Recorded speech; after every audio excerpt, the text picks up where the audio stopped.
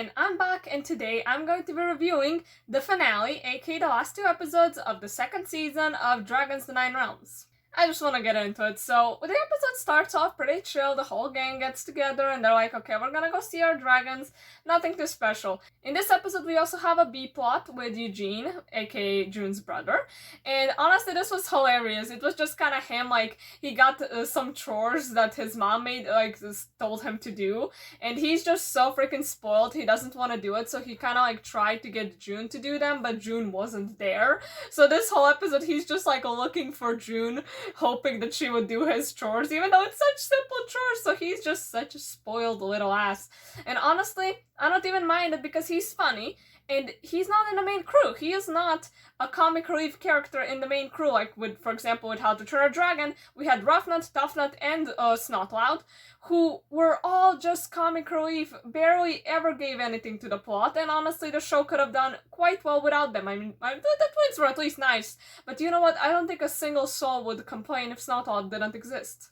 So yeah, I have decided I do like this dude. At first I was kind of like, do I like him, do I not? But you know what? He's pretty hilarious, so I'll take it. But when the gang gets into the hidden world, there's a problem. Thunder is not there. And this is obviously a weird thing because Thunder never just didn't show up. So Tom does everything. He even does the hammer thing that Thunder usually hears. But he's just nowhere, and Tom's first time really in the whole show, he's genuinely concerned. Usually Tom is way more easygoing and oh, everything's gonna be fine, everything's gonna fix itself, but this time he was concerned from the beginning. So I just have to comment on this part. So while Eugene is going around trying to find June, he interacts with Alex's moms, and I have to say how grateful I am.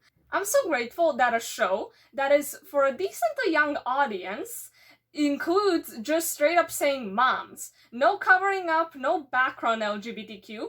Alex has two moms. That is completely fine, and that's beautiful how they just straight up put that in. Not many shows actually do that, and it's kind of interesting to me that a show that is for a decent young demographic would just say moms. No kind of nothing that would confuse anybody. These two are together. They're queer. And God, they're so freaking wholesome. They're like those boomer parents. I love them so much.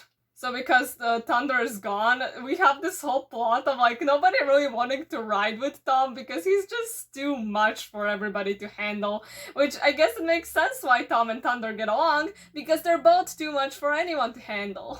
Even though I was a bit confused why he didn't just immediately go with June, because June has a two-headed dragon and she can't ride two heads at once, but okay, first he's with Alex. She obviously doesn't like that, so later she gets him to go with D'Angelo, and we have this such hilarious shot. I love it so much. But they're following Thunder's scent, and they eventually get to this part of the hidden world, which just is pretty damn creepy, and I really like it. And I feel does this confirm my theory that maybe because it's called Dragons the Nine Realms, so maybe the Nine Realms are 9 different types of hidden worlds? I don't know what else it could mean. We're on the end of the second season, and we still have no idea what that means. And then he goes to ride with June. I don't know why that wasn't his first instinct, but whatever. So on the way, we encounter a few stuff. So there's the spiders, which is just lovely, and I don't care. Let's move on. We actually have this interesting scene in which Tom actually admits to everybody about the symbol thing. I mean, I explained it in my previous video, but with the helmet and the thing that Thunder burned into the wall, that he told June but didn't tell Alex and D'Angelo for some reason. I guess because June knows all of these mystical stuff, so he kind of thought that maybe she could help him. But obviously Alex and D'Angelo are quite upset about this because come on dude, why didn't you tell us? Then they encounter these things again, and I don't understand who ever would wanna see these things again. I don't know if I saw a single person in my comments that said that these things are cute. But then they actually encounter a Razor Whip, and I really love this. Oh my god. I mean, I do like that they're kind of meshing these old dragons with the new dragons, and I really appreciate that we got to see a Razor Whip, even though I kind of feel I wish that they would leave it out of the trailer, because I feel the trailer kind of spoiled too much of this episode, so I kind of knew what I was getting into. but I feel like they didn't need to put the Razor Whip in the trailer. I feel like we would have been fine, and this would have been a way bigger surprise. But yeah, the Razor Whip actually does, like, this one does some weird shit with, like, some tornadoes. It burns a tornado around them. Like, since when can Razor Whips do this? But I guess it was 1,300 years since, like, the show, since the original How to Train Your Dragon, so maybe Razor Whips have evolved to do some crazy shit. I don't know, did they do that before? Then they find Thunder. He was at first passed out, but he got up, and this is where we end the first episode looking at a very creepy-ass cave. The second episode opens up with Thunder, like, just being pretty determined to go into the cave, and everybody's like, why are we doing this? Why can't we just go back? But, yeah, I don't know why in the whole episode they kind of assume that Thunder is chasing a dragon that chased off his family. I don't know how they got to this point. I feel like it is quite hard to figure that out from just what a dragon is doing. It's not like a dragon is talking to you. So I am really confused how they got to that conclusion, but whatever. We also have more stuff with Eugene, and now he actually got into June's room, and he's trying to find the password on her laptop. He's just like, think like June, but that's impossible. June is way too strange for anybody to think like her, which is why she's a great character. And then they enter this part with crystals. I don't know, this was really interesting to me, because these crystals kind of work like sometimes they are reflective, sometimes they're not. It's just very easy to get lost, and like it seems like they're see-through to one side but not through the other. So I don't know, I really like this concept. And I just love in this part where Alex is just mapping out the entire area because she doesn't want to get lost. And D'Angelo mentions that he's like a corn maze champion, he's good at mazes, and she just doesn't give a shit and just continues. And then they find a Skrill. They find a Skrill. Oh my god. I love this dragon so much, and maybe some people do know why, and I'll explain it. It's because my favorite character from the whole How to Train Your Dragon franchise, Viggo Grimborn, actually had a Skrill before he died because he was a villain. Obviously, the show wanted to kill him off because that was in Dragon's Race to the Edge, which happens between, I think, the first and the second movie, so they kind of had to get rid of him because they couldn't, like, just send him off somewhere, so they just kind of killed him. They wanted the cliche, oh, the villain gets redeemed and then sacrifices himself cliche, but it doesn't make sense because he had a Skrill with him. He is not a weakling. I'm so angry that he died. But, whatever. He had a Skrill, so I really love Skrills now. I feel like anytime I'm talking about this, it's just I can't even speak of how mad I am. And yeah, Thunder just straight up wakes up the Skrill and is like ready to attack, so, were Skrills usually this big? I'm not actually sure. It kinda seems a bit bigger than I remember. But it could be because all of these guys are children, and I don't know how old their dragons are. It would be interesting if their dragons are also quite young. I guess maybe that would explain it then. I don't know, this Skrill just really seems giant. And then Tom just straight up gets blasted by electricity, and I don't know how this didn't kill him. I guess it's not deadly enough to just kill you, but I don't want to imagine how much this hurt. And then somehow they all get split up, so that's a big problem. And D'Angelo and Alex just decide to kind of stay in one place. They almost actually get figured out by the Skrill, but they manage to hide themselves, so it's fine. And then we have this probably the best moment with Thunder and Tom, I feel like, in the whole show.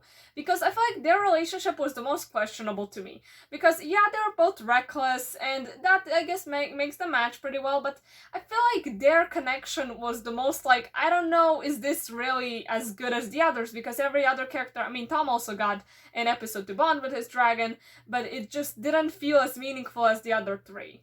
But I feel like at this moment, they just have this, like, beautiful moment of understanding and kind of do these gestures, which are probably more, like, dragon-like gestures, which Thunder just puts his head on Tom. I don't know, this was just so freaking cute to me. And also this one, like, that is just, I don't know, this moment was so nice. It actually felt like a very nice bonding moment, and I don't doubt their relationship anymore. I see that they are actually bonded for life, probably, and just please, let's not go with the same cliche as How to Train Your Dragon and split these two apart, because I'll be freaking mad. But then Thunder's like, okay, now you stay back and I'm gonna go fight the Skrill. And Tom's like, I thought we had an understanding. I thought we had a conversation. Why are you trying to push me away? But Tom is just, I don't think he gets that this is a bit too dangerous for just a human, but it's Tom, so you know what? What are you gonna do?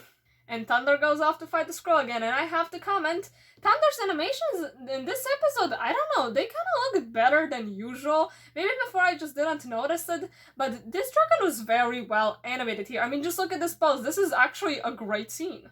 They also figure out that the crystals kind of like pull electricity towards them for some reason, and for some reason the Skrull would be hanging around crystals that make it weaker. I don't know why that is, but Tom decides to literally just take a crystal and try to like kind of weaken the Skrull, I guess. But that is just so freaking dangerous. Everybody's like, what the hell are you doing? But I guess they go along with it.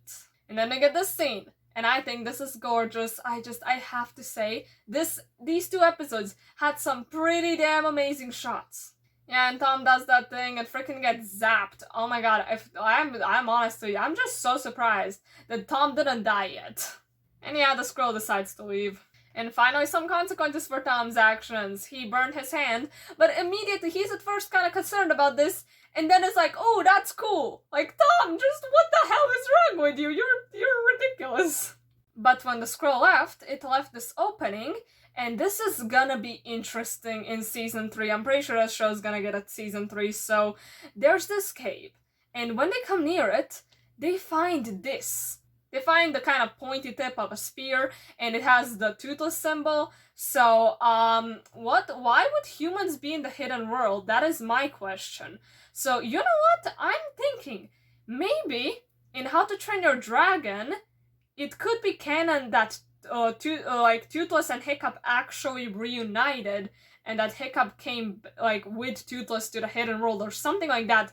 I would really love that, because I always hated the ending of the third movie. I just think it was so rude of them to make such a beautiful relationship just to break it. I don't like shows which make you happy just to later make you unhappy. And this is how that land looks like, and this is some kind of like lava land, I don't know. Can we count this as one of the 9 realms? I don't know, I guess we'll see. But I'm excited for them to explore this. I'm just questioning, where the hell is the space for this thing? Like, how deep underground is this? I don't know. But whatever, it's pretty. But anyways, that will be pretty much it. I hope you enjoyed this video, and bye.